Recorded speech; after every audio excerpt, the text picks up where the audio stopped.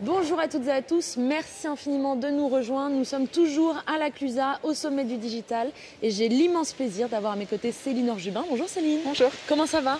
Ah mais très bien. Très bien. Ouais. La tempête de neige... J'adore, c'est merveilleux. Ça va avec le décor. Exactement. Alors la première question, c'est est-ce que tu veux bien nous parler un petit peu de ton parcours? En fait, mon parcours, je pense qu'il est assez symbolique de la façon qu'on a eu de travailler chez My Little, c'est-à-dire que je connaissais rien au digital. Quand on a cofondé My Little, j'avais absolument zéro expérience, zéro argent, zéro réseau, et c'était le cas des 5 cofondatrices de My Little. Et je pense que ça, en fait, ça a été une grande chance. C'est ce qu'on appelle aujourd'hui le Power of Zero, et c'est vraiment ce qui nous a permis en fait de nous développer et de créer finalement tout simplement la newsletter que nous, on aurait eu envie de recevoir et qui fait que ça a touché les gens de l'autre côté de l'écran. Quel est ton rôle aujourd'hui chez My Little?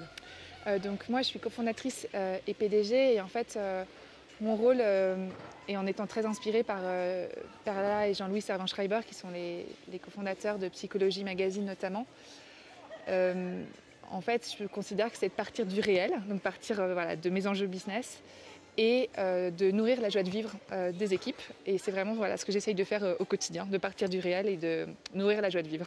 Est-ce que tu as quelques chiffres à nous partager sur My Little? Ça existe depuis combien de temps maintenant? Ça représente quel volume d'affaires? Alors, on a commencé avec une newsletter envoyée à quelques centaines d'amis en février 2008. Au bout de 1 mois, on avait 1000 abonnés. Au bout de 6 mois, 10 000. Aujourd'hui, on s'adresse à 5 millions de personnes en France, en Allemagne et au Japon. On fait 70% de notre business en e-commerce, 30% en médias. On est vraiment né du média, et moi je considère que ce qu'on fait, que ce soit à travers la newsletter ou My Little Box ou Gambit Box, qui est notre box de collants, c'est qu'on raconte des histoires et on surprend. Et moi c'est ça qui me plaît. Et au-delà de ça, je considère que My Little, c'est une histoire de femmes. Donc on était 5 femmes cofondatrices. Sur 150 personnes aujourd'hui, on est 130 femmes. Et sur 5 millions de lecteurs, il y a en réalité 4 800 000 lectrices chez My Little. Effectivement, c'est girl power. Ouais. Alors, on va revenir un petit peu sur ton parcours. Tu es quasiment né, je cite ce que j'ai vu dans une interview, dans une boulangerie à Vannes. Ouais. Qu'est-ce que ça t'a apporté dans la vie? Ça m'a apporté déjà le goût du travail. En fait, mon père a commencé à travailler à l'âge de 14 ans dans le fournil. Il se lève depuis toujours à 4 h du matin, donc forcément le goût de l'effort et du travail, et je pense qu'en fait dans un parcours entrepreneurial c'est hyper important. Ensuite, le goût de la pâte humaine. Moi je trouve ça magique en fait qu'aujourd'hui encore, quand je rentre dans la boulangerie, je sais si c'est mon père ou pas qui a fait ce pain, cette fournée, ou si c'est quelqu'un d'autre, parce que c'est pas la même pâte, ça touche pas de la même façon. Et en fait, je crois que c'est ça aussi qui me touche tellement dans My Little et dans ce qu'on essaye de faire, quand on essaye vraiment de remettre les gens en lien et de les toucher de l'autre côté de l'écran. Et puis après, le sens du business. J'ai eu la chance d'étudier à HEC Entrepreneur, et c'est vrai que en fait, en sortie d'école, j'allais à des pots, etc. et tout le monde ne parlait que de levée de fonds. Là où nous, chez My Little, on s'est toujours posé la question plutôt de nos revenus et de l'EBITDA. Donc aujourd'hui, on fait plusieurs dizaines de millions d'euros de chiffre d'affaires. On est rentable depuis le premier jour. Et je pense qu'en fait, il y a un côté très... moi, j'ai pas mal joué avec ma mère derrière la caisse. Et donc un côté très... On fait rentrer l'argent et après, on voit ce qu'on fait plutôt que de lever des millions d'euros.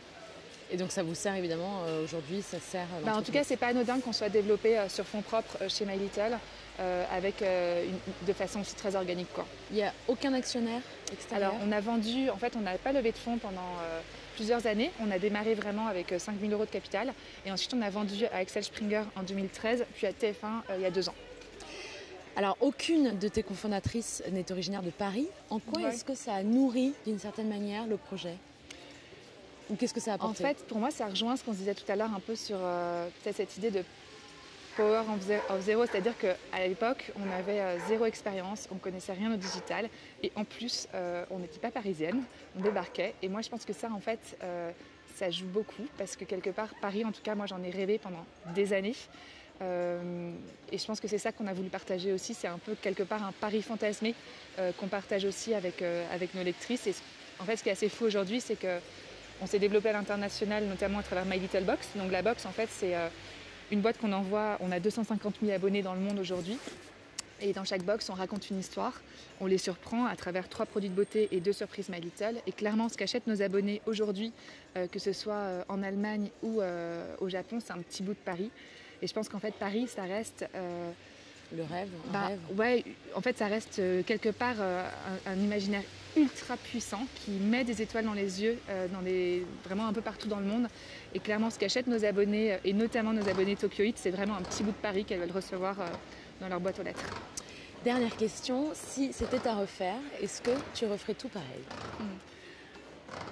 Bah ouais, parce qu'en fait, je considère que les plantades, les fails, les loses, elles font partie du chemin. Ouais, je referais tout pareil. Merci beaucoup Céline, merci infiniment. Restez avec nous, on se retrouve très vite pour une prochaine interview.